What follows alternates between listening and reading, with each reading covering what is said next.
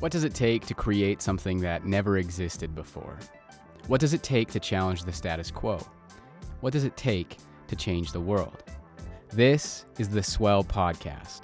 We're passionate about story, experience, and designing culture, but ultimately how an idea swells into a movement. Take a journey with us as we seek the answers to those three questions through the stories of thought leaders, world builders, game changers, disruptors, and other pleasantly rebellious humans who've ventured out into the unknown on a personal journey to do something novel, innovative, creative, or disruptive. In today's episode, we chat with Capito, a psychotherapist specializing in tangible resilience strategies highlighted in a recent TEDx talk. partners behind the scenes with visionaries, entrepreneurs, and business leaders to foster purpose-driven impact. Holds a master's degree in social work and business administration. She is a licensed clinical social worker, a yoga teacher, and a meditation teacher with a private practice in Salt Lake City and Park City, Utah. We dive a bit deeper into M's story and her strategies to build resilience. Be sure to like and subscribe to the podcast, sign up to our newsletter at theswellpod.com, and get in on the conversation through all of the major socials at theswellpod. Our first season is made in partnership with Kiln. Kiln provides flex office space solutions for teams and individuals. Their all-inclusive set of amenities helps startups, creatives, and entrepreneurs alike get work done. Learn more about Kiln at kiln.co. Thanks for tuning in. We hope you enjoy.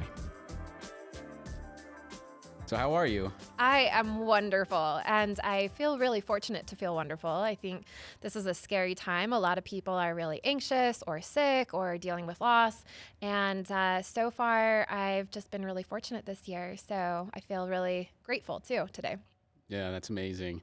I mean, it's interesting thinking about somebody who talks about resilience in a year like this year.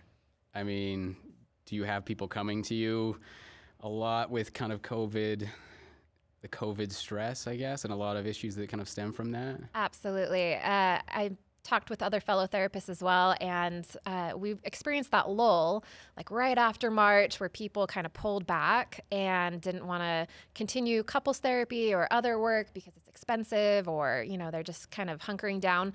But then about 30 days later, we had just this huge increase in referrals and people looking for support, and that's held pretty steady. We have a lot of increases in domestic violence, which is an area I specialize in, a lot of increases in just couples conflicts, divorce, unfortunate increases in child abuse and different trauma that way. Being isolated and sequestered and anxious is not a great recipe for mental health. And so certainly seeing a lot of that coming through the door, unfortunately.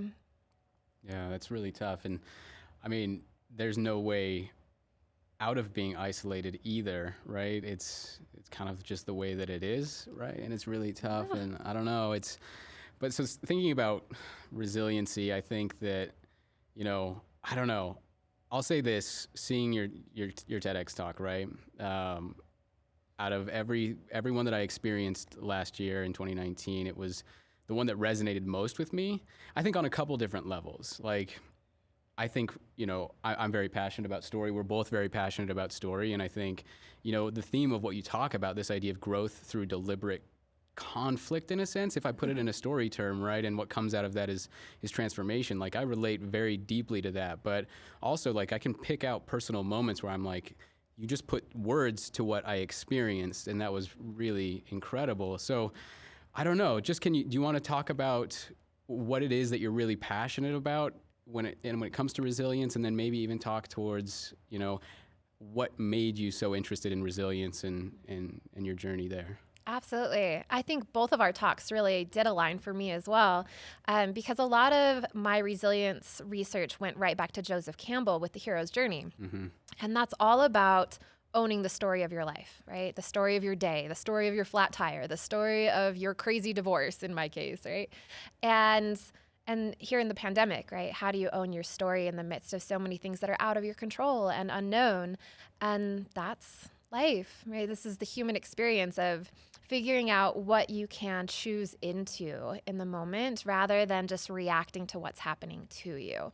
It's shifting from that victim mindset to a heroic mindset, which is so empowering and kind of the key to it all, in my opinion, which is why I became so passionate about resilience. So my story tracks back. I started as a very young therapist. I was like 21 when I graduated. Certainly like did not have the life experience necessary to be very effective. And I didn't align very well to a lot of the Western approaches to doing therapy. And so I struggled a lot and really emphasized more on the business side of things, really got into more of the macro level impact with organizations and played there.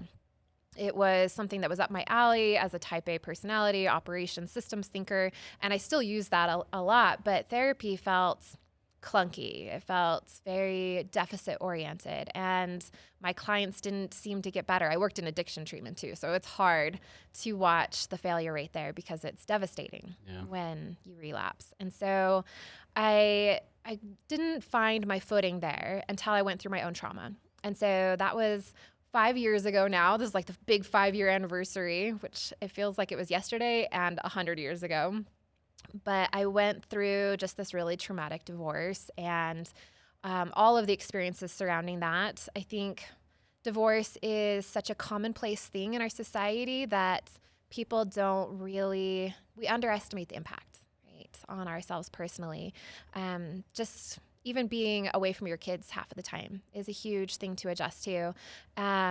And we kind of just go through the motions, but there's a lot of layers to it. And in the process of my divorce, I ended up getting wrongfully arrested, spending a night in jail, going through just the shock of all of my preconceived notions of what life is supposed to be like, and realizing that it's not like that sometimes, right? We get these curveballs that come out of nowhere and seem to be from some other planet. Like, this can't be my life. This can't be happening. Yeah. And it's a shared experience, whether it's a wrongful arrest or a premature death or anything that we're dealing with in our lives. These tragedies come for all of us. And being able to find some sense of peace in that became absolutely like my entire focus. It was survival. Every single day I was like waking up and like, how do I do this better? Because I was the worst client going through trauma.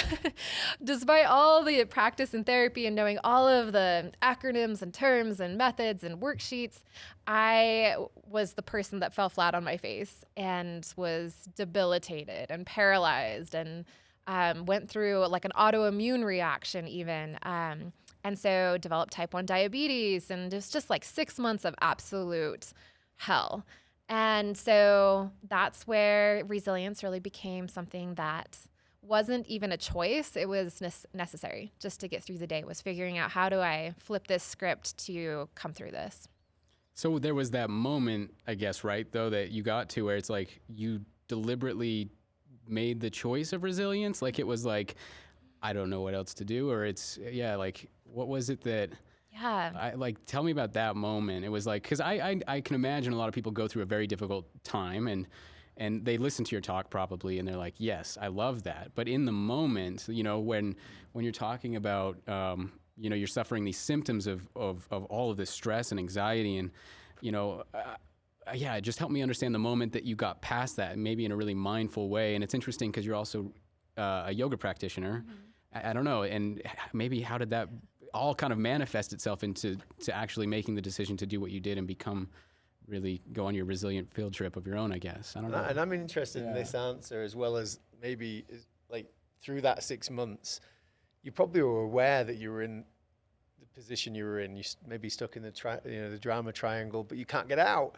I don't know whether you observed it, you just knew you were there, but you just couldn't do anything about it. And then it leads to this moment where you did make a decision. I don't know if you can shed some light onto that as well in your answer. Definitely. So it was like floating up out of my body and watching this happen, right? Because I am a therapist. And so I was super curious as I was watching this train wreck woman go through, like, I had no appetite, which is really common after trauma, right? You just lose your appetite, you lose weight. I lost my hair, like everything was just going wrong. I couldn't sleep. And there was just this apathy, numbness that prevented a whole lot of thoughtful action. And I think this is just really common in crisis. And so recognizing that we need to be compassionate with ourselves, pull back, recognize our bandwidth is really small during that initial phase of just getting through it. And so I was really just like, okay, I need to do this today, like the little to-do list every day. I've got to call the attorney. I've got to follow up on the legal thing. I've got to take care of my kids. I've got to shower. And so the survival phase was fascinating to watch because I hadn't personally experienced that as an adult, and especially as a therapist, to watch myself go through the trauma phase. And then there was this period where you hit a point of relief, I would say, where something gives. And whether it's an absolute meltdown moment where your body's like, okay, you're ready to feel all of this, and it feels like rock bottom because everything comes pouring out of you. Or it's just this breath. You get this breath of fresh air. And for me, it was concrete because it was a divorce. And I got to this point where the paperwork came in actually the day before Thanksgiving. So I'm coming up on that anniversary right now. And it, in this modern day and age, it was just an email, right? So this email comes from the courts and is like, oh, your divorce was finalized. Here's the signed paperwork. And my kids weren't home, and I was like, okay, this is like the coolest timing the day before Thanksgiving. I'm so grateful that this piece, right, is done.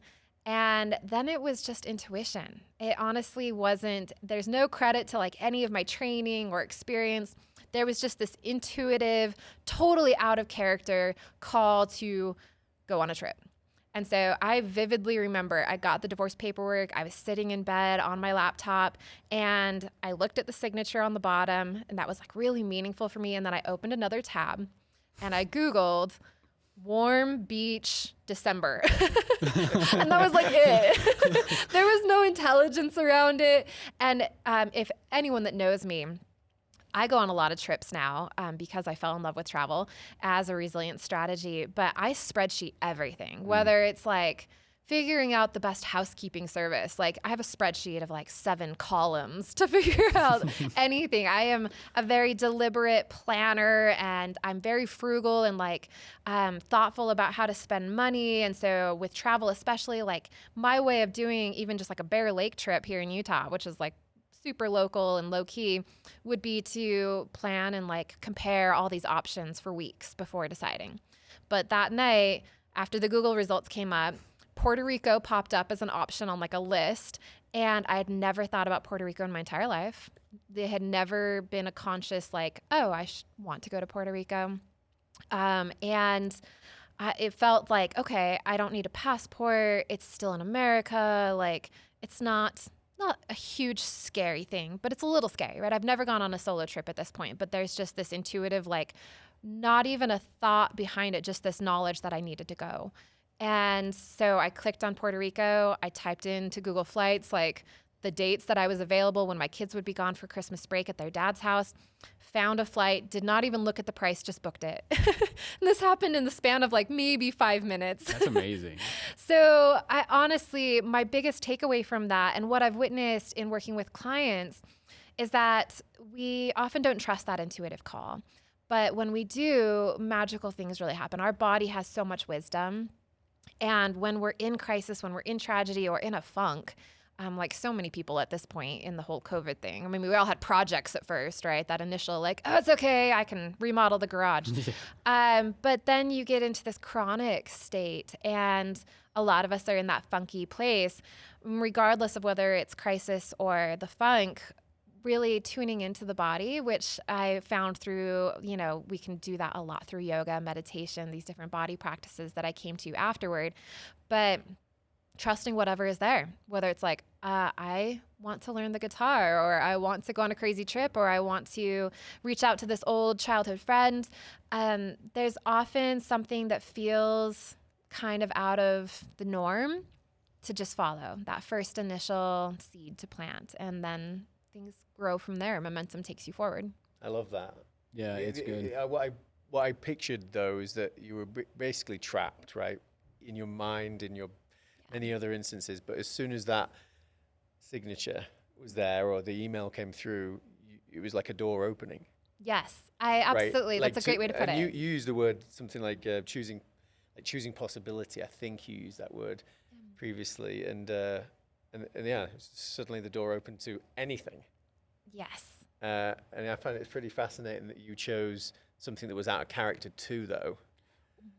So you kind of mentioned like this idea of like we all have these projects, and I am actually, so there's a lot of things that I want to know, but I'm trying to focus it down to the idea of I guess the purpose of the project, or the meaning of the project, I guess, right? Because you're talking about, I can go clean the garage, or, I can be resilient on purpose, right? I guess, and there was, I guess I'm really interested in this idea of like how important is, I guess we're going to get into like the idea of being resilient on purpose in a second, but how important is the idea of having something purposeful that is pulling you through that resilient thing, right? Like you're hopefully aiming for something on your trip. You don't maybe know what it is at that point in time, but I don't know. Can you talk to the idea of purpose as it relates to the moment of, and maybe that instinct to be resilient? Yeah.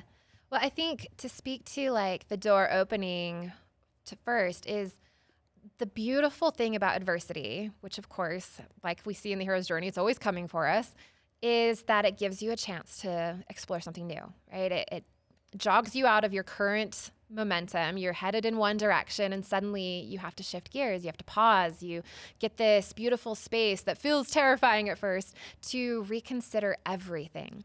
And so, yes, when you do follow a bit of a crazy intuitive call, you open up yourself to all the possibilities, even if they're unrelated. Yeah. And that's the coolest part about resiliency field trips when I started looking at this for myself and within client work was it didn't matter what it was. When you face something uncomfortable, like that's the purpose, I think, is being out of your comfort zone.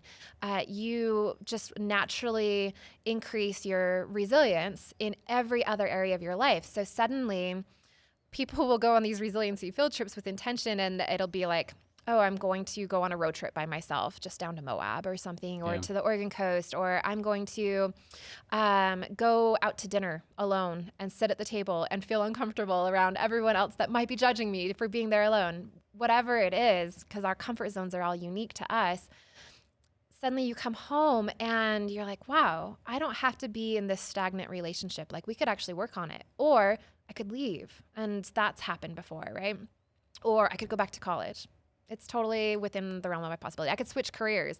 I could pursue that passion that I gave up back in high school. I could get back on the clarinet. It doesn't matter what it is, right? But there are all these possibilities that feed our souls, because I think the human experience is all about being in possibility and exploring whatever it is that calls to you, rather than that secure, I'm going to do X, Y, and Z steps so that I have enough money, so that I have enough love, so that I have enough of things, this scarcity mindset that drives us on the hedonic treadmill to do, and buy in order to feel like we're enough when we've been enough all along.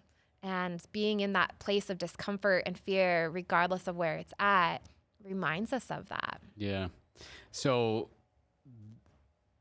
a lot of businesses right now all over talk about the idea of growth mindset, and I think that is to a T exactly you, right? Like I think I hope that's what people would take away from this is like if you're really trying to understand what it means to have a growth mindset, like go talk to M, really. And I'm interested because in that moment where it was instinctual, have you always looked at moments of I guess opportunity or moments of adversity and challenge as something as a like more of a positive thing? Is that something that has always been with you instinctually, or? Oh, heck no. Yeah. I was like most people, life happened to me and I was the victim of it and I didn't have control. It was frustrating, right? You're always waiting for those blue sky days where it's like, oh, the sun is out. It's a good day. I woke up on the right side of the bed. Traffic was light. The coffee was perfect. This is a good day. And the awful part about that is that you are trapped by life circumstances. Doing these resiliency field trips and getting into a growth mindset, practicing that liberates happiness from happy conditions. You get to be happy in any conditions, right? And that was definitely not in my wheelhouse before all of this. I was the reactive person that would cuss and get short-tempered and blame other people and then ruminate about it, go on a trip and be upset about the weather. It's that I was definitely the tumbleweed. And I think most of us grow up that way. And we see it in our parents. I've role modeled it for my kids multiple times, even just recently. Like, we all fall into that victim mindset. It's not about, I think it's just human, right? It's not about being ashamed when you're there. It's about figuring out that you're there as fast as possible and then taking back your story, choosing into the adversity so that you're in control of your own experience. Yeah. So what did you do on your field trip, right? In December in Puerto Rico, and what was that experience like? It was a real urgent call to action, I think, when I look back, because I leaned in as hard as I could. But this is also kind of my way of doing everything. I am a very type A, mono-focused, dive right in type of personality when it comes to anything. And so I definitely did it M style. So not only was I going on this trip alone for the first time ever, I didn't stay in any of the tourist areas. And so everyone spoke Spanish pretty much exclusively. And I had only had like some very half effort Spanish classes from junior high to lean on. And so there was the language barrier, which was actually turned out to be quite an adventure and really fun. And then I, in looking at, well, what am I going to do in Puerto Rico over the next couple of days after I book this trip? I'm just, glancing through again, just Google lists and being like, okay, that seems really wildly uncomfortable. And again, there wasn't really this conscious connection to any why behind it, just this intuitive, lean into this. I had never thought about scuba diving in my entire life. It was not something I wanted to do. If someone had pitched it to me before all of this, I would have been like, no, I think I'm good up on top of the water. But there was a really wonderful scuba diving spots down there. And so it's like, well, if fate says I can get certified in time, because again, this trip was only 4 weeks away when I booked it. So I pulled up a scuba dive center out in Bountiful, and they were like, yeah, we can get you certified literally 24 hours before your flight, which is the minimum time before you should fly after diving. And I was like, okay, I guess this is happening. So I signed up for the classes and started doing the scuba training and got certified just before my flight.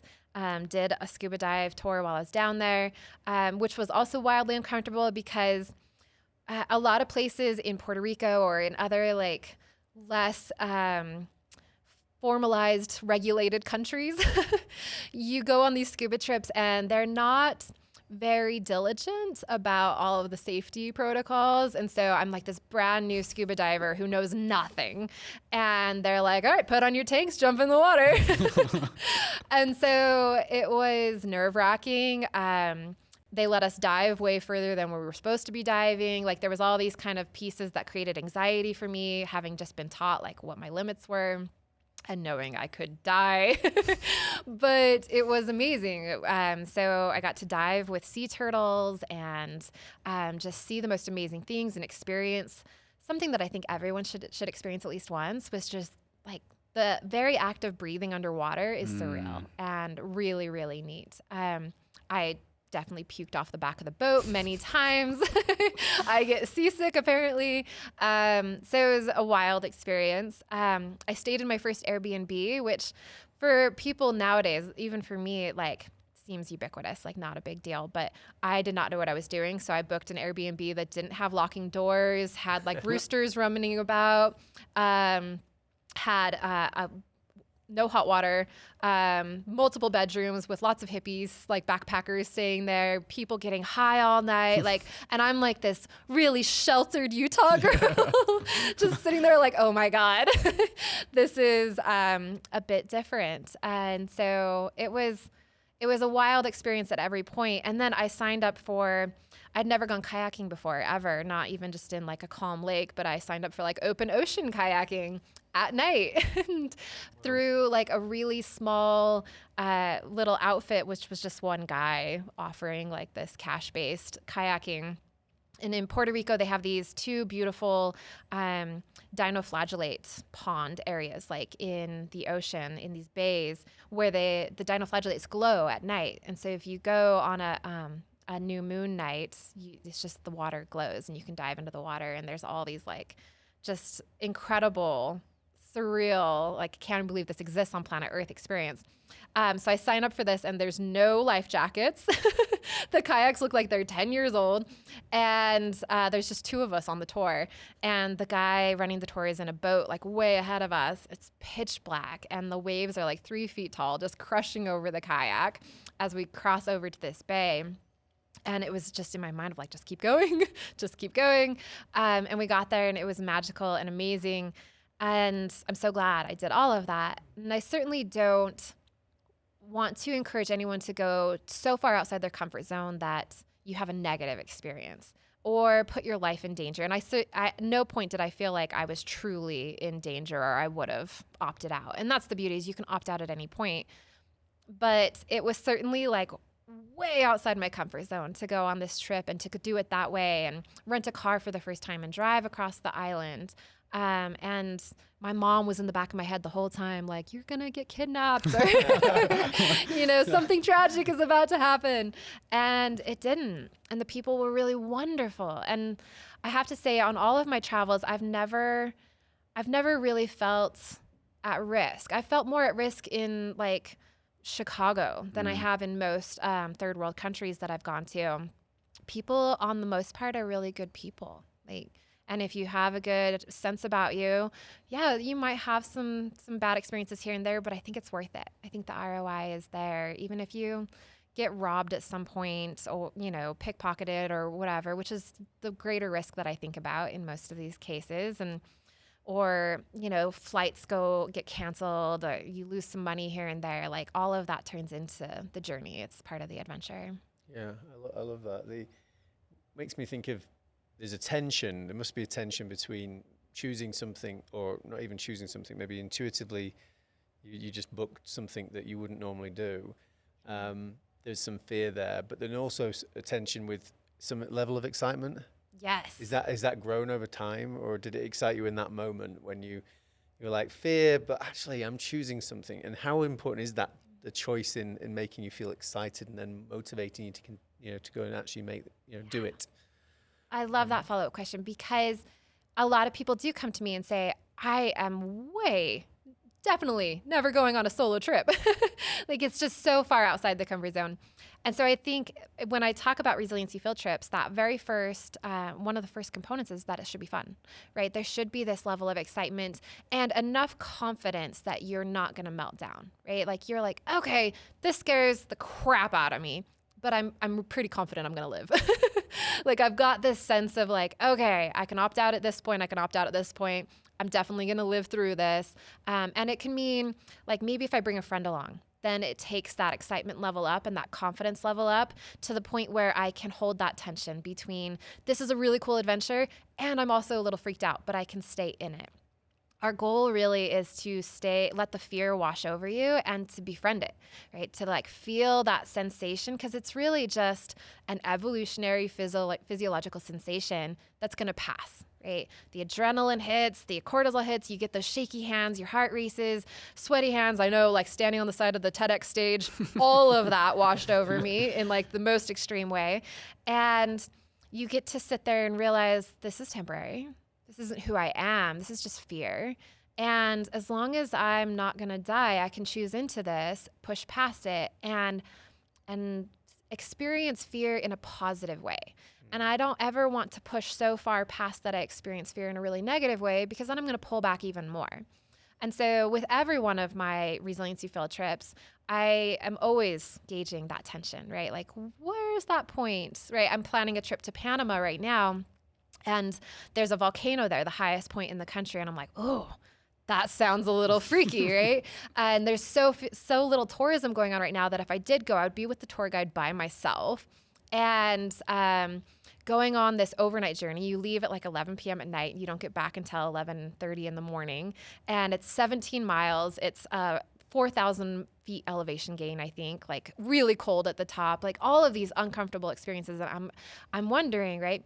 Is this pushing too far? Like, am I gonna really actually have that excitement, enjoyment, the positive association, or do I want to scale back? What is my my readiness and interest in this right now. And I think it's important to be aware of that. So that's how do you so as you're advocating for these resiliency inoculations, stress inoculations, resiliency field trips, right?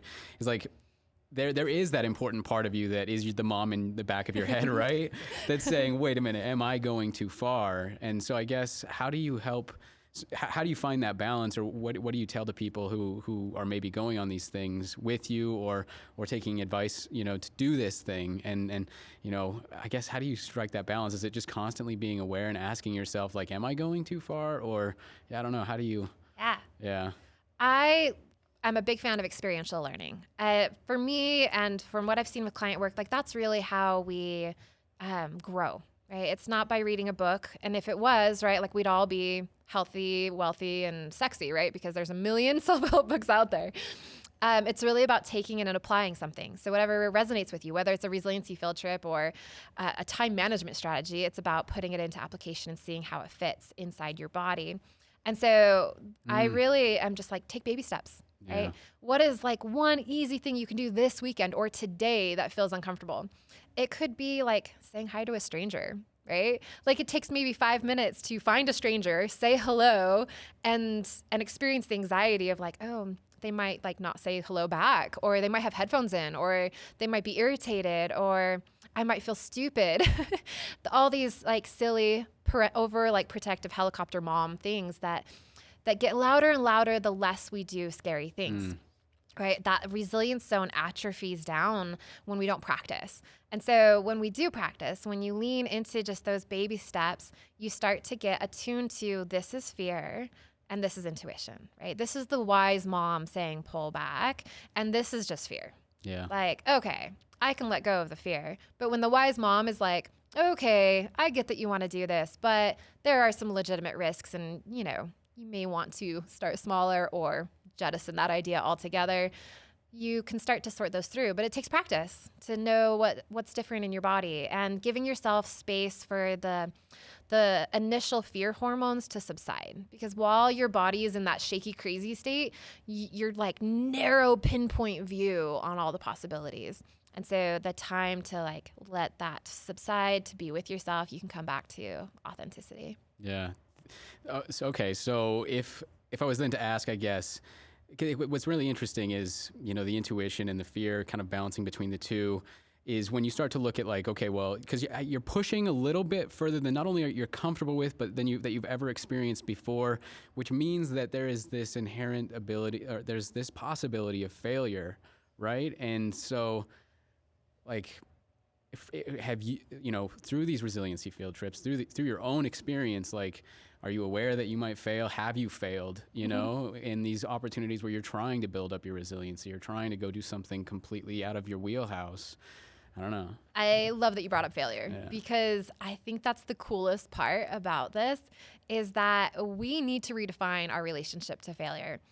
Growth comes through failure.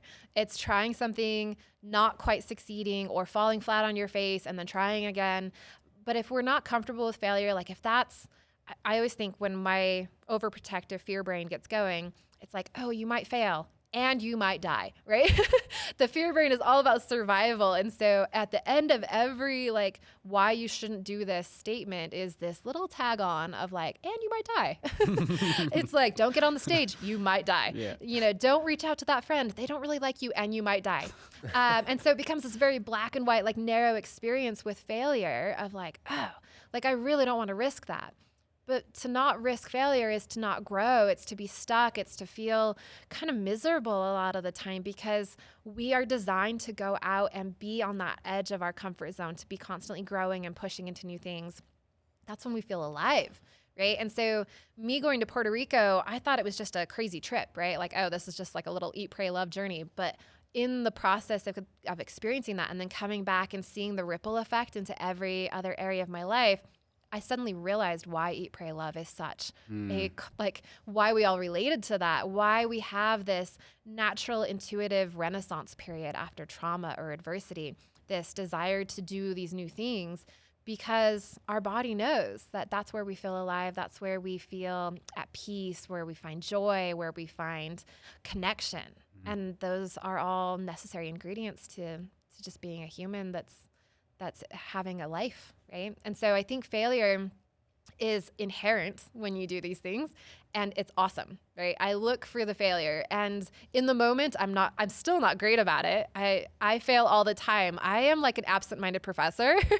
And so whenever I go on these experiences and people look at the Instagram photo or whatever, and they think, oh, wow, you just did that so well. But behind the scenes, right, is like all sorts of gnarly experiences. When I went to Italy with a friend on a big resiliency field trip, I got in a car accident. And it was the coolest part of the entire experience was like failing at a roundabout and having to navigate that. And I've failed on so many hikes. I just hiked Timpanogos for the first time, which is so silly. I've grown up in Utah. I should have done it long ago. It's probably my favorite hike in Utah now. But it was about a month ago. And I get so in my head, there's this one piece about a mile and a half into the hike where you need to start up the switchbacks, and there's a hairpin turn. And if you keep going straight, you go to this little waterfall, which is a dead end. And there's all these logs across the trail that are like, don't go this way. And I didn't even see them. I just stepped right over them, kept on going, momentum carrying me forward, and then was like utterly lost for half an hour at the waterfalls trying to find the trail. And so had to backtrack. I definitely like started crying. I'm on this solo trek and it's like not even daylight yet because I started really early, and I'm like, I'm already failing. It's Timpanogos. Like people hike this, like so many people go on this hike and I can't even do it, right? And so backtracking, finding the logs, the sign that says to turn, I had to just sit down and laugh at myself, right? To find the humor in the fact that, of course, I'm going to fail. Of course, there's going to be more and more of that. And that's where I get to find the lessons and take them back with me to see how I'm carrying forward across the logs in my path in my personal life, which I do all the time too, right? Just like, oh, I stayed on that project for way too long when I knew it was the wrong path, or I stayed in that relationship for way too long. I ignored all the red flags. And that's the journey, right? Is doing these resiliency field trips maps over because of the failures. Yeah. Don't you think that it seems like at the heart of that is, I mean, what's the criteria of success? It's curious, like it's just being curious. You're not doing these for the just for the sake of it, although that would be still good. You kind of, there's an instinct there to be curious. What if I go and do this? Yes. You must be curious enough to find out what the results would be to eat in a restaurant by yourself or whatever it might be. You're kind of curious, and I think that can't really fail because you find out. Maybe at the end of it, it wasn't very useful or it wasn't what you expected, but it's still success. Exactly. We're such an outcome-oriented society, right? It's all about like I'm writing a book right now, and it took me years to get to the point where I like started actually writing in earnest because it was all about the outcome. Like, will this be published? Will someone want to read it? How do I write this for somebody? Rather than writing it for myself just out of curiosity, right? Like, what's going to come out of me? I don't know. Let's just start writing and see what happens. Or start up the trail and be okay with the fact that I might have to turn back, which for me as a type A is so hard. I'm so outcome driven. I have to get to the peak. I have to like do the thing that I planned, which is why travel is my favorite for resiliency field trips, because it doesn't matter where you go, whether it's a road trip a few hours away or Asia on a huge long distance flight, something's going to go wrong. Yeah. Probably a lot of things, you're going to break down on the side of the road, or you're going to miss a flight, which I've done way too many times. Or one flight gets delayed and you miss the next and you're stuck in Hong Kong, or, things go wrong. And that's the coolest part, is learning to just be curious in the moment and let it flow. Because I mean, if you think about it, all of the quote unquote bad times in your life are really just your reaction to supposedly things going wrong. But when we look back, we're often most grateful for those moments. And so if in the moment we can decide to be open to whatever's unfolding and whatever lesson or journey or new experience is happening for us instead of to us, right? It's shifting from that to me to for me mindset. It changes everything. Suddenly you can be happy no matter what. You can grow no matter what, or because of all of it. It just changes life. I just keep I'm sorry. I just No, keep no, going good. back to. Have you seen Mean Girls? Oh, yes. So I just keep after the "and you will die" thing. I just keep thinking about don't have sex or you'll get chlamydia and you will die. Anyway, I'm sorry, but so I'm interested to know. I guess after you got back, then right? Like, so you got back from Puerto Rico, and I guess how did you make the connection to like this was super valuable to me? I mean, and how can I take that and apply it to other people? Right? Yeah. For me, I got back and I was like, oh, this is just a honeymoon glow from a trip. But there was this lingering sense of like, no, that was actually really, really meaningful. And my therapist brain was like, that was more impactful than any therapy session I'd ever done, any book I'd ever read, any intervention I'd ever applied to myself. It's like, that was the coolest thing that has ever transformed my life. And how is that? Like, why am I not recommending travel to my clients? Like, what was part of it? What was the core ingredient? And so that's how I think about things, right? Is like, what was the piece that was actually the causative factor? And I didn't have the phrase intentional discomfort at that point, but that's what it came to over the next probably like 5-6 months. I was like, okay, I think it was every moment on the trip where I was wildly uncomfortable was when I had the best experience and the thing that stuck with me. And so, I started doing things that were wildly uncomfortable when I got back, and things that were even just baby steps, right? Like Groupon is a great way to do this, especially when we get out of COVID, but there's still great opportunities now. But like I signed up for a glass blowing class. Like, oh, I have no interest necessarily in that. It's new, which is a big piece of resiliency field trips, is doing something novel because our brains are like sponges when we're doing something new. And so went and like did glass blowing out at Thanksgiving Point. And then, went skiing again for the first time in, I think, 13 years. And that's still a resiliency field trip for me every single time I go skiing. I've got one coming up on Thanksgiving, going skiing again. And I'm wildly anxious about it still. So I just found opportunities to be in discomfort over and over again. And again, as a therapist, I was like floating up there, watching myself go through this and feeling the anxiety come up, feeling the apprehension, the morning of like excuses of how I could get out of it, and doing it anyway. And then noticing how I felt afterward and what I did afterwards, like how long would that afterglow last? And it was eventually just really straightforward from what I could see of like, okay, we really need to be on that edge as often as possible. And when we do that, there's this phrase in therapy land when we do the research called spontaneous self-care or spontaneous self-growth, right?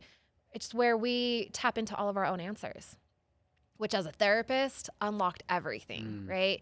I'm a big fan of Carl Rogers, who's like kind of the father of a lot of ideas in therapy.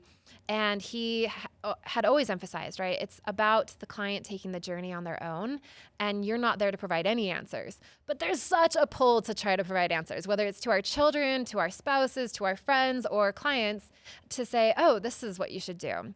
And yet, no matter how perfect the advice, even if you had a time machine and you knew exactly what they should do, if it comes from someone else other than ourselves, it's not as meaningful. It doesn't change our lives. We have to go make the mistakes. It's some weird human condition we have where we have to stumble through and make the wrong choices and experience that and take the journey to wherever we're going to end up.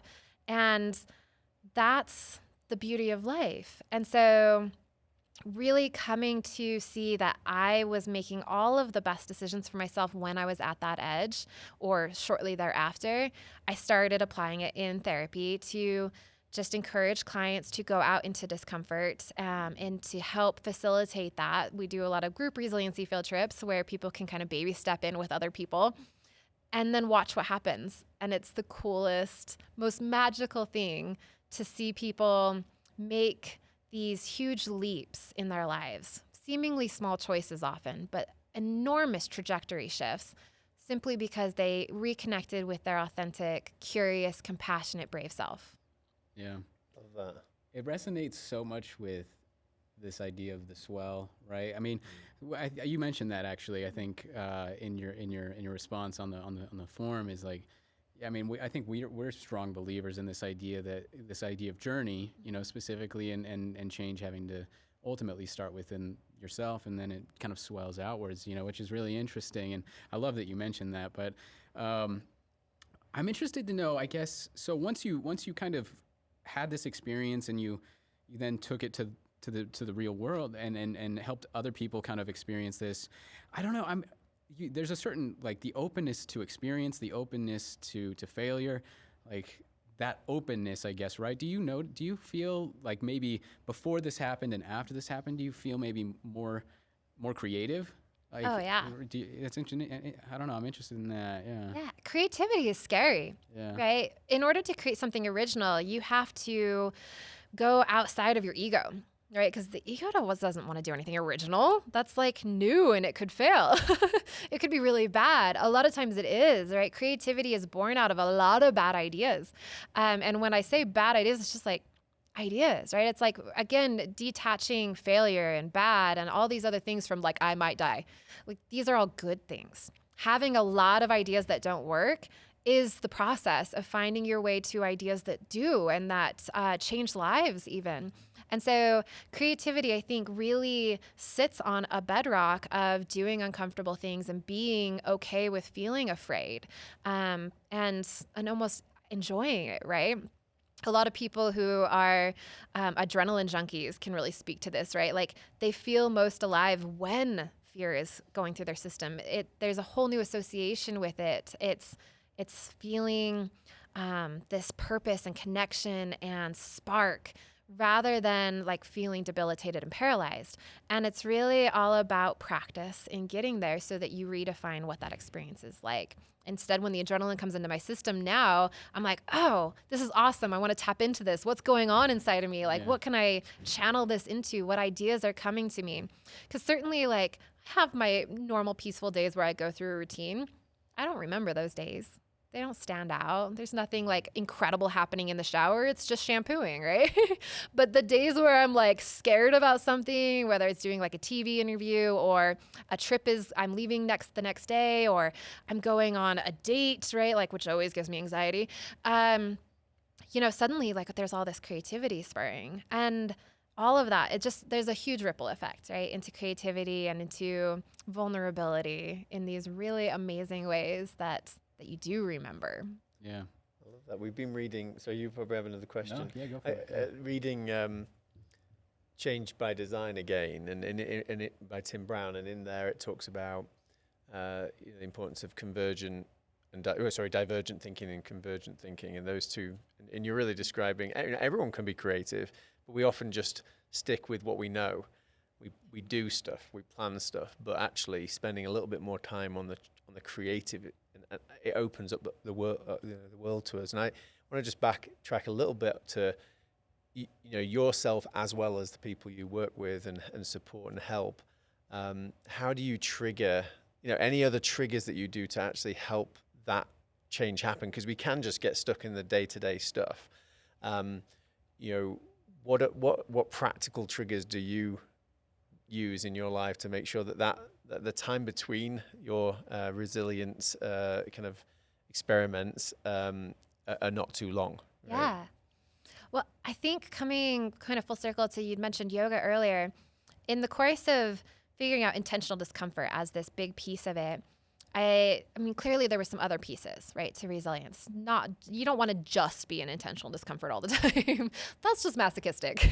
Yeah. So, like, a big piece is like, that should be fun, but it's not every single day. And what were the other pieces? And in the course of exploring and just saying yes to everything, which was my path forward. Like, okay, I just say yes to everything, try everything, because I am desperate to find my way through this trauma. And the coolest thing, I am not the type of person that would, in my prior life, right, because I really do feel like there's a split between pre-trauma M and post-trauma M. And in that prior life, synchronicity, those types of like serendipity, they weren't things that I was like, that's woo-woo. But post-trauma, like listening in to intuition and really noticing the body's response to everything convinced me that there is like this energetic force that we haven't defined necessarily.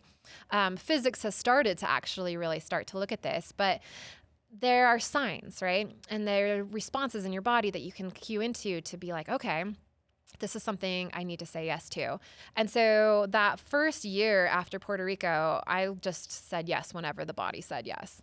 And one of those things was Amanda Jones, who is on Fox 13 in the middle of the day on a show. She came out and did an interview with me at one of the group resiliency field trips that we held. And it turned out she's a meditation teacher. And so I got one of her emails a few months later. It was like, hey, come try a meditation session. And again, pre-trauma M doesn't meditate. That's like, nope. I don't want to sit still. I got a million things to do. I've got to like stay like focused on this treadmill that I'm on. Sitting still was not in my wheelhouse at all. And so I said yes, took the meditation coaching session, changed my life forever.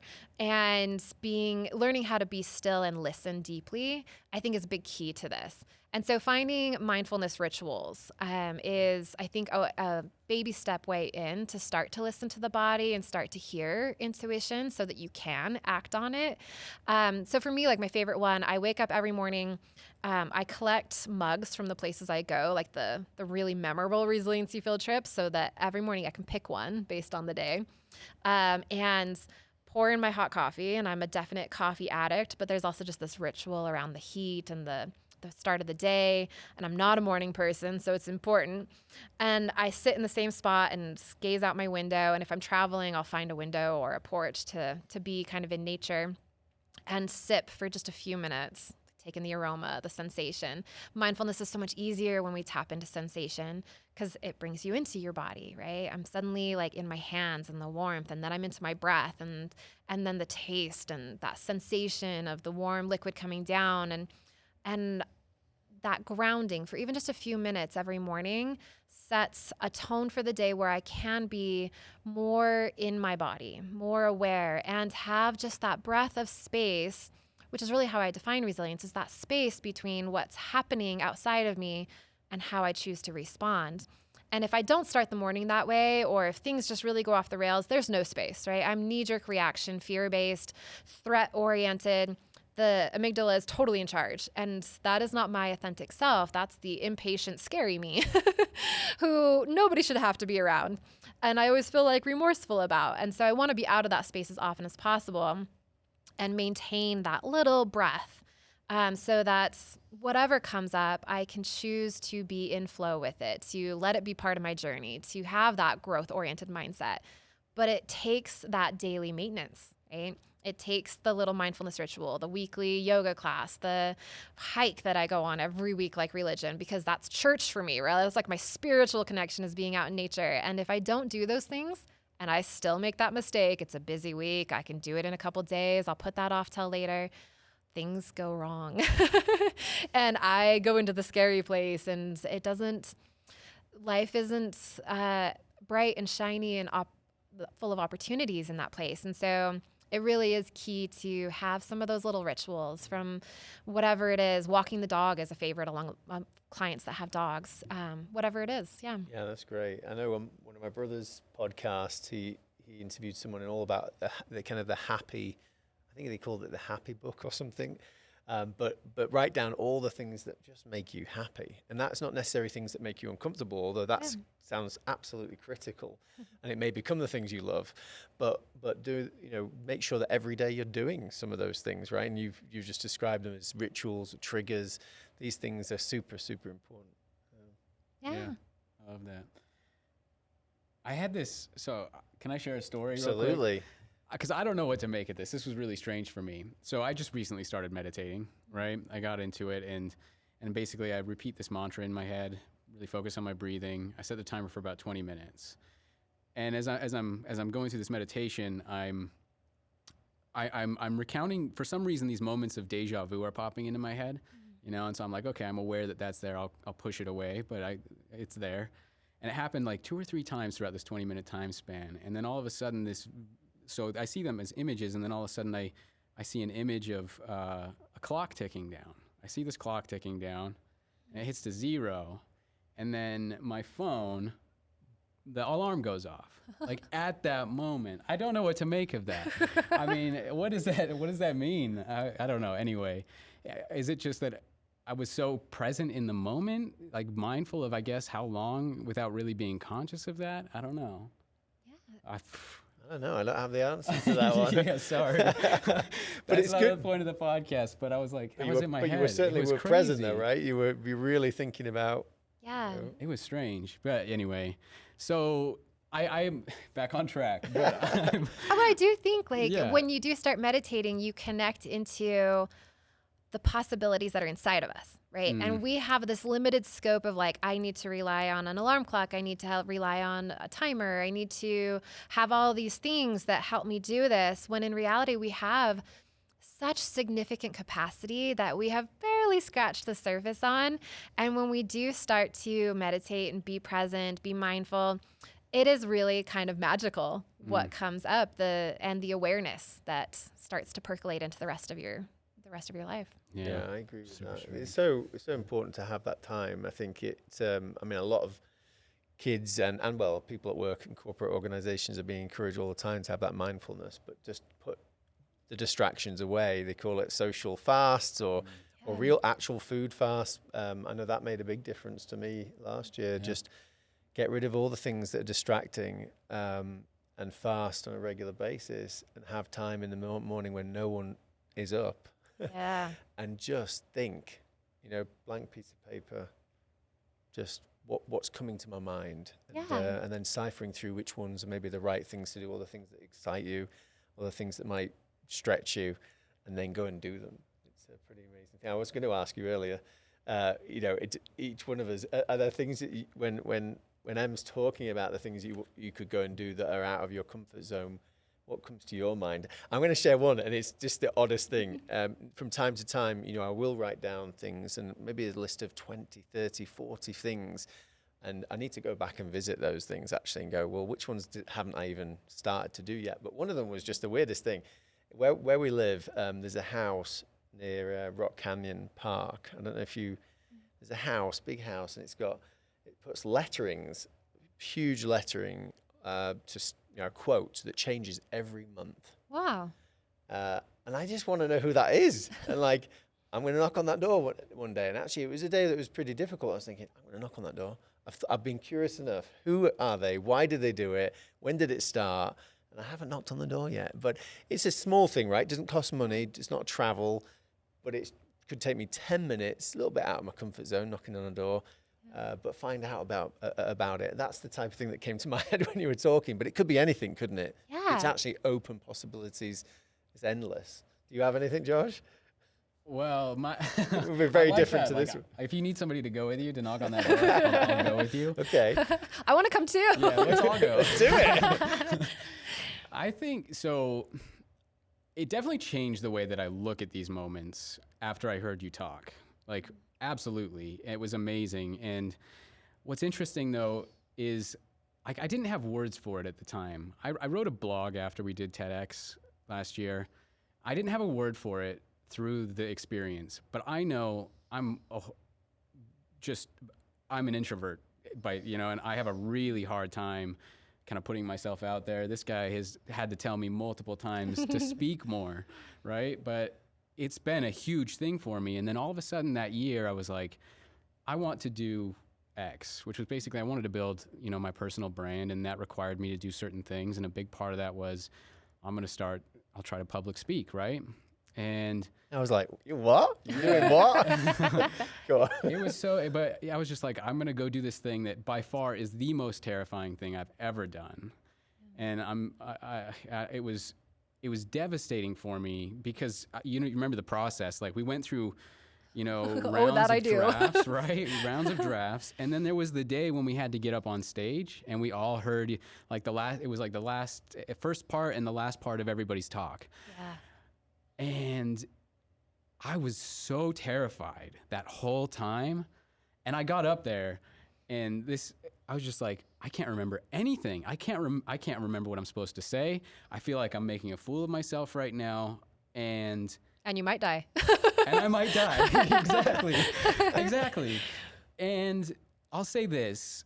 I think it was hearing your talk, in addition to, if you remember Beth, you know, she helped me through that a lot as well.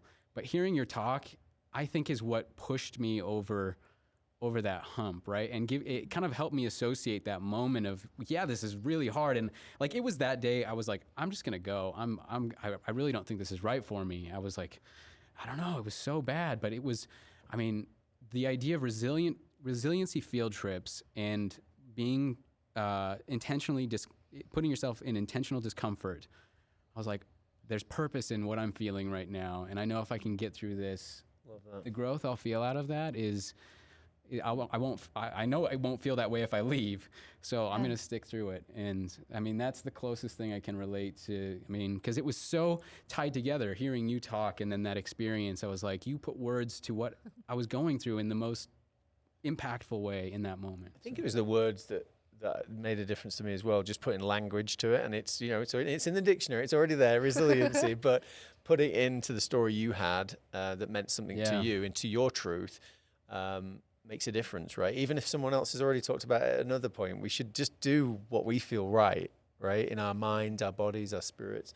But since you did talk about that, I mean, I enjoyed lots of talks that day. That's the one that stuck with me, the word resilience, field trips. And actually, I pictured it slightly differently. Sorry, in my mind, I pictured it as I wonder what, if you could see your resiliency, right, what would it look like? And I thought to myself, it's going to sound like I'm bigging myself up, but, you know, I felt like my resiliency was more like kind of like a rope, like a tug of war rope, pretty decent. Like, you know, that's how I feel. But others, you know, other people I've known over my lifetime, close to me or, you know, friends, have maybe had resiliency that's like a cobweb, and even thinner than that. But that's how I kind of pictured it, in fact, since you talked about it, and the importance of, like, not just doing it, but I am pretty fascinated about how you help anyone. You can't force them to do it. You were saying you can't. If someone has to choose, they have to be aware enough of it, and then choose to go, I'm going to do something about it. And what triggered something you just said, Josh, is maybe a different subject for another day, but the importance of, you didn't really tell me about that talk, right? You kind of, you know, you kept it to yourself. And actually, sometimes people say, oh, sharing your goals are really important. I actually feel like kind of the opposite. Sometimes we just have to do it, like, kind of secretly, like just in our own little space. Yeah. As a motivation to doing things that are scary. Yeah, I would agree. I mean, when I went on the trip to Puerto Rico, I didn't tell anybody. I texted my mom the day before. Right. I was like, just so somebody knows if I don't come back, like, this is what's happening. But I was like, there is this, I think for a lot of us, a need to kind of do it in private at first. When I applied for TEDx, I didn't tell anyone, because then I'd have to tell them if I didn't get it. And then once I did get it, I was like, ooh, if I tell people, they'll come. And I don't want them all in the audience. And it was interesting. In the end, I invited and actually bought seats on, like, the front row for, I think, 12 of my family members and close friends and things like that. And I had clients buy a bunch of tickets, right? And they were in the audience. And I told one of my closer friends about this, who speaks regularly. He's a very well-known author, goes around the world speaking. And he's like, wow, this is like your first really big thing. He's like, I cannot believe you invited anyone. Because that was, like, so not something he would do. He's like, no, like, I don't want anyone in the audience that really matters to me. That would just make me so nervous. And I was like, whoa, yeah, that is scary. I hadn't thought about that. I know I am. But they're already coming. But there is, right, this, I think, lean in if you want to do it in private at first. Like, just do it however you need to do it, to put yourself in that way, and to speak to, like, you can't force this on anyone. All we can do is plant seeds of inspiration and create conditions for change. And that's where in therapy, I love doing therapy now, even though, you know, going back to the beginning of my story, 14 years ago, I hated it. It's realizing that the conditions for change are quite simple. And all of the research in therapy supports this over decades and decades. It doesn't matter what acronym I'm using or what method or where we're at, or if I have a lot of experience or a little bit of experience. It doesn't matter where I did my schooling. The conditions for change are unconditional positive regard, warm empathic listening. Like, creating space for people to rise to their potential, to be seen and heard. We can do that for our kids. We can do it for our spouses. We can do it for friends. We can do it for strangers. It's amazing. I think one of the most powerful skills we have to create change, and I love that you guys think about this as far as agency or organizational change. It's really about creating that space for resilience in every one of the people we encounter. And then you just sit back and watch. And the coolest thing is they often give you credit. They're like, my clients will be like, oh my gosh, I cannot believe how much you've changed my life. And I'm like, I just sat here and listened. You did all of the work. Like, that was all you. You came up with the answers. You took that crazy journey that went so wrong, but was so perfect for you right then. I could have never prescribed that. I have no idea what your answers are. And it's the same as, when I'm speaking to a best friend, the inclination, the social training is to be like, oh, well, this is what I would do. But instead, when you hold back and just listen deeply and ask those open-ended questions, people come up with the most incredible solutions, and they take the journey, and you grow closer, you bond, you go on journeys together. And that's where the change happens, right? And so some people might take a long time before they're ready for a resiliency field trip. Life is still going to give them ones they're not asking for. And that's where we experience that pain, that rub of like, I want to feel better. That's why people check into therapy, right? It's like, something's missing. Life is so hard. I don't want life to be so hard. And the fact is that life is always giving us adversity. It's how we relate to it. And so one of the first things I experienced after I got back from Puerto Rico was I got a flat tire. And I had been married for 8 years. And so I had never changed a flat tire. And, I was at a meeting with some other girlfriends, colleagues I worked with, all women, and I'm like texting wildly every man I know in my phone book. I'm like, could you, come help me change a flat tire, right? And nobody's available. So by the end of the meeting, an hour into it, I'm like, I'm going to do this. I'm going to do this. I could do this. And it's like this small little voice that got louder and louder and louder. And I told them at the end of the meeting I was going to go change my flat tire in the rain. And they're like, no, right? All this projected fear and anxiety. And one of them was like, no, I'm going to call AAA just in case, right? So I have AAA on the way. So now I've got a countdown. I've got to change this tire before AAA gets here because I've got this seed of intuition to do this. And that is the beautiful thing about going on intentional resiliency field trips, is that then you can turn everyday adversity into one just by changing your mindset, right? It's that breath of oh, here's my reaction, but now I can say, what could I get out of this, right? And I got another flat tire, I want to say 3 months later, because the universe just knows I need lessons on repeat.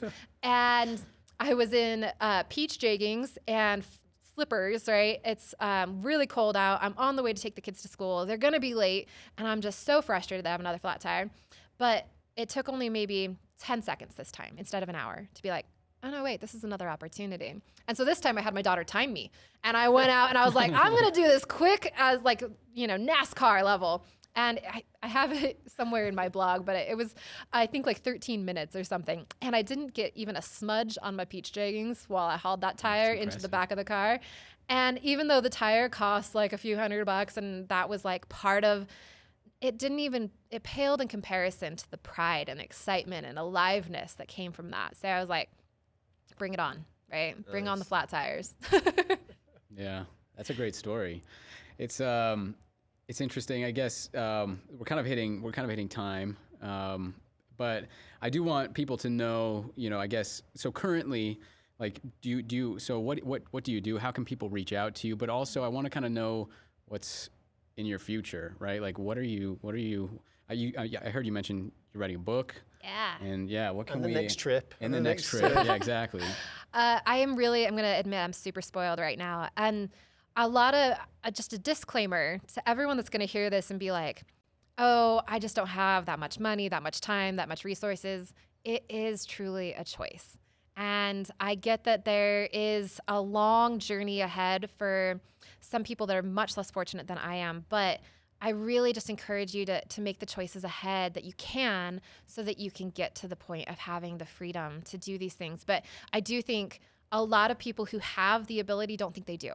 And this was me. This is just from personal experience. When I looked at travel or starting a new career, writing a book or whatever, I always had reasons why I couldn't right now. Like I can't right now because of this. I can't right now because I'm not ready. I can't right now because I need to finish my degree or whatever. And a lot of times we can throw off those limitations. So that's not to discount like the very real adversity and difficulties that many people are facing. But a lot of us do have more freedom than we think. So I am writing the book. And I don't care if it gets published, which is the coolest, most freeing thing in the world. Like I'm just pouring out what comes and letting it be.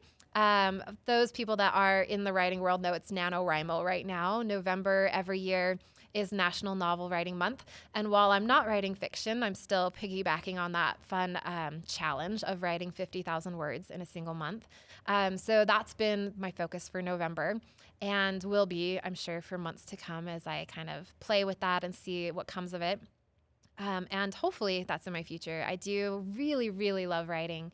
And I'm very motivated by macro level impact. So the TEDx talk for me was like the ultimate like apex moment of my career so far of being able to impact so many people and hear from strangers. Like that's, man, that lights me up to get emails or calls from strangers that are like, oh, I have this idea. I wanted to talk to you about it. Like, that's so cool. So that's my hope, is to shift even more into that. And then right now I'm doing a lot of organizational and corporate virtual workshops and speaking, which has been really cool because resilience is really the theme right now as we all sit in the midst of this pandemic of how do we move forward? How do we get creative? How do we adapt? Because there really will be this new normal afterwards. And even I, like for months during this, was like, no, we're going to go back. This will go away and we're going to go back to how things were. But there's this huge opportunity now to find the new normal and to allow this to innovate us as a culture, right? To how do we connect together? How do we relate? How do we respond to crisis? And we can do that in our organizations, in our families, for ourselves in the midst of all of this. And so certainly I am available. I'm my private practice with therapy and coaching, yoga classes weekly. Yoga is based on the hero's journey when I teach it. So it's kind of this therapeutic like cycle of moving through every aspect of that in a single hour so that we can embody it in the moment. And then I have workshops that come up right now, kind of locked down. I don't have anything on the schedule just because we are trying to get a hold on this whole pandemic. So those will be coming back in 2021, hopefully. And I do just invite people to reach out with ideas or to share a win or to share a field trip, because sometimes you're not ready to share it with friends or family, but having somebody for a little bit of accountability and cheerleading changes everything. And that could just be a simple email to this current stranger, but soon to be friend in Salt Lake City. Because that's how we all grow together, right? That lights me up and spurs me on and inspires me. And personally, I am headed to Panama at the end of December. I'm super excited. I'm going to take all the precautions, do all the testing, and yet still go. You know, it's been a personal decision at every step of this, and I really honor those that are quarantining and protecting others, and I support that, and I'm trying to do that as much as I can at home. But I always go on an annual trip at the end of December to do planning and to be reflective and reconnect with myself and my own resilience and to honor that initial tradition of Puerto Rico. And Panama is open. So I'm headed to see the canal and the monkeys and maybe the volcano. We'll see. And then 2021 feels like a wide open slate of challenge and possibility, as is every year.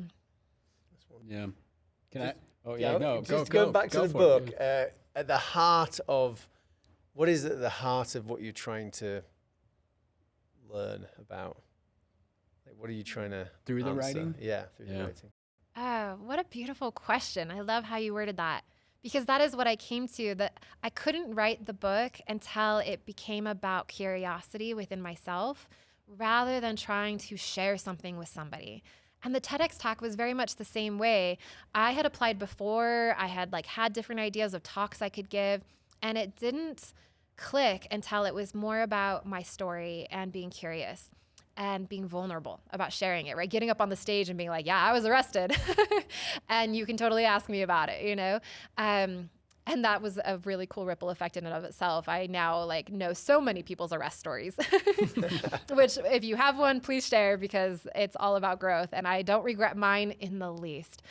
But in the writing, it is very much a memoir style about exploring my experiences, in particular in nature and on travel experiences, and the alignment to personal growth and awareness and insight that has transformed my life so substantially, more than anything else I've tried, right? Is about being present in the moment in uncomfortable situations, whether it's wandering through the woods alone, or being out in the desert, which is my favorite place to escape to, or being out on some crazy Panama adventure. And so it really is just about finding the layers underneath and putting words to them, and learning through that process myself. And hopefully at the end, other people can find their own seeds of inspiration to learn from their experiences in a deeper way.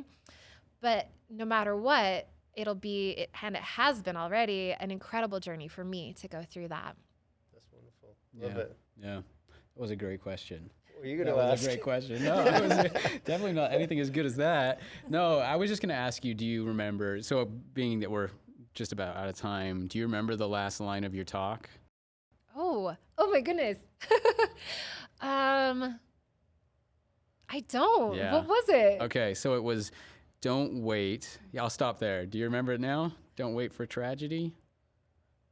Resilience is just a field trip away. Just a field trip away. Yep. I mean, that, I think, if you were to summarize, I think a big part of this and a big message is, it doesn't take, ending up in jail. It doesn't take, these really, this impetus kind of moment in your life, this, where you have to build that resiliency. And I think, hopefully, I think a lot of people will take that away from this conversation but yeah, anyway, how do people contact you then if they want to reach out? So my email is MEM, right, short for Emily, at mcapito.com. Capito is CAPITO. It's also my website, mcapito.com. And I'm on the socials, but not really. You're more than welcome to reach out to me there, but I have felt really pulled away from social media, and that's perhaps just because I'm doing that introspective writing project right now. And so I think it's so distracting to be, and I'm a natural introvert, so it takes a lot of energy for me to be out, even just in like social spaces online. So I've pulled back and I'm really focused internally. So the best way is email, or my cell phone is all over the internet on my website and everything. People can find it there, and even just shoot me a text. Those are probably the best ways to get a hold of me right now. Awesome. Wonderful. Thank you so much. Yeah, thank you. Yeah. I mean, That's it. I don't know if we give any we could give a resiliency experiment, sing at the end of it. No, maybe we should have given you a warning. We had our last guest play the guitar at the end. Yeah. Ooh. Maybe you could sing if you want. I'm only kidding. Wow, that would be a real field trip. I've karaoke'd once, and it was like an absolute break. It was as hard as Puerto Rico, honestly, all wrapped up into like 5 minutes. But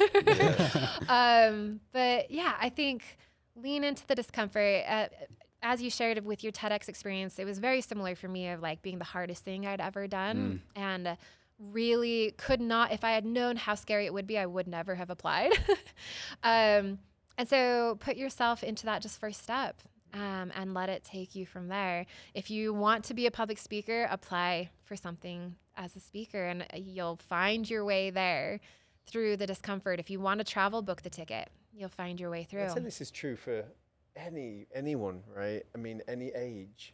It could be a child, it could be a student, it could be someone that's just starting a business, or it could be someone much older. Just do something different. If you feel that inkling or intrigue, or maybe have anxiety, or whatever it might be, you can choose this path. I think it's going to be great. I think of this is not for the podcast, but my daughter actually, I think she'd love this, to just listen to this, because she's figured out some of this while she's still at BYU. She goes on, she's just chosen to go on she does trips all the time, chooses them because they're going to be difficult, and she even chose to go to a different apartment without her friends that she's been with for 3 years. I went, why did you do that? I just want to meet new people. I want to stretch myself. I'm like, okay. But it really can come before the big trauma or the big challenge. You could actually, if you identify that that's good for you really early on, then start doing it now. That's, you know. I think kids know this, like they're just so in touch with intuition, right? Because there's less fear. There's less of that voice saying, oh, stop, you might die, right? And so we train that out of them, unfortunately. We're like, oh, that art piece isn't quite good enough, or you didn't win the soccer competition, or any of these things. And I hear it coming out of my own, like, you know, my own childhood training will come out of my own mouth with my kids of like, oh, do you really want to do that? Like, that's a little risky. And then I have to backtrack and be like, no, do it, right? Follow that intuition. My daughter is writing a novel, and No way. oh man, it scares the crap out of me that she might not get it published. It might fail. Like, she might feel like a failure. She might never finish it. Like, what will that do to her? And those are all my fears, right? Me projecting all of that fear onto this beautiful, like totally wide open child that like doesn't like have those fears in place. She's just writing because she feels called to write. And yeah, like, we can re-tap into that after that social programming to hold back, go into the difficult places and find that. And rock climbing has been huge for me and my kids. Like, and those things we create on a regular basis, rituals, right? I try to go rock climbing with my kids like every other week because it helps us stay in tune with that piece.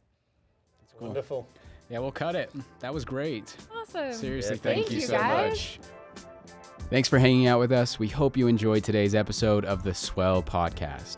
Be sure to like and subscribe to the podcast, sign up to our newsletter at theswellpod.com, and get in on the conversation through all major socials at The Swell Pod. We'll see you next time.